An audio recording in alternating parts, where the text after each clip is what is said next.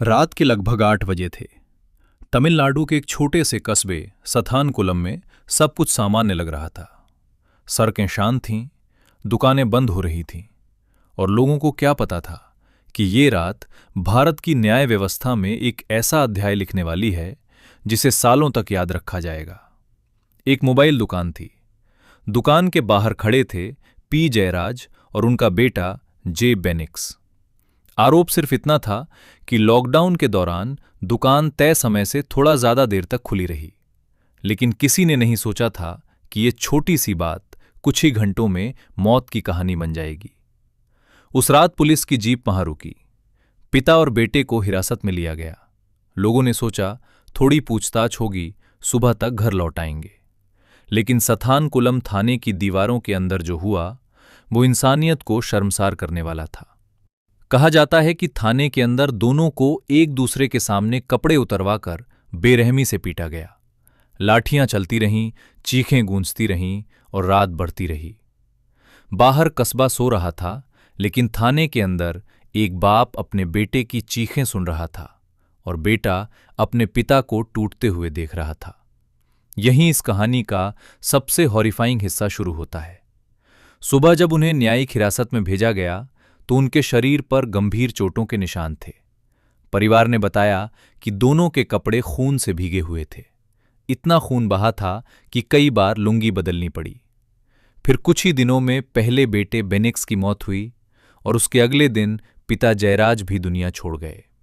यहीं से ये सिर्फ एक कस्टोडियल डेथ नहीं रही, ये पूरे देश के गुस्से की आग बन गई।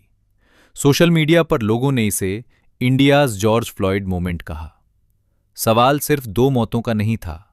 सवाल यह था कि अगर पुलिस स्टेशन के अंदर भी कोई सुरक्षित नहीं है तो फिर आम आदमी जाए कहां। फिर कहानी में एंट्री हुई सीबीआई की। सीबीआई ने जब जांच शुरू की तो कई चौंकाने वाले सच सामने आए। थाने की दीवारों, टेबलों, लाठियों और वॉशरूम तक से लिए गए डीएनए सैंपल्स जयराज और बेनिक्स से मैच हो गए। एक महिला कांस्टेबल की गवाही ने पूरा केस पलट दिया। उसने बताया कि दोनों को पूरी रात लगातार पीटा गया था, लेकिन सस्पेंस अभी खत्म नहीं हुआ था। सबसे बड़ा सवाल था, सीसीटीवी फुटेज कहां है? जांच में सामने आया कि थाने का सीसीटीवी सिस्टम रोज अपने आप ओवरराइट हो जाता था और क्रूशल फुटेज बचाकर नहीं रखी गई। क्या यह सिर्फ नेग्लिजेंस था या फिर जानबूझकर सबूत मिटाने की कोशिश? ये सवाल 6 साल तक हवा में लटका रहा। ट्रायल लंबा चला। 100 से ज्यादा गवाह पेश हुए।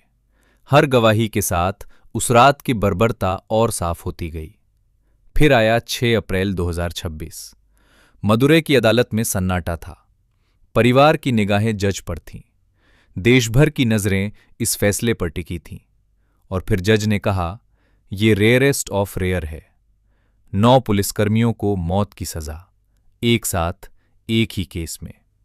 पुलिस कस्टडी टॉर्चर के मामले में यह फैसला भारतीय न्यायिक इतिहास के सबसे बड़े वर्ड्स में से एक बन गया। कोर्ट ने साफ कहा, यह सिर्फ मर्डर नहीं बल्कि पावर का बैरबेरिक मिसयूज था। सबसे चिलिंग लाइन वही थी जिसने सबको हिला दिया। पिता और पुत्र को एक दूसरे के सामने बेरहमी से पीटा गया।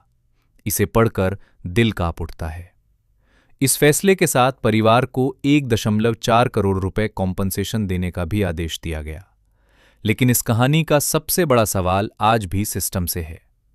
अगर मद्रास हाईकोर्ट ने सू मोटू कॉग्निसेंस ना लिया होता, अगर विटनेस को प्रोटेक्शन ना मिली होती, तो क्या ये सच कभी सामने आता?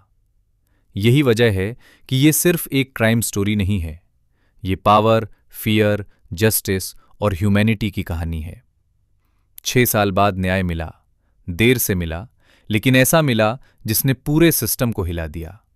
और शायद यही इस कहानी का सबसे बड़ा मैसेज है। वर्दी कानून से ऊपर नहीं होती।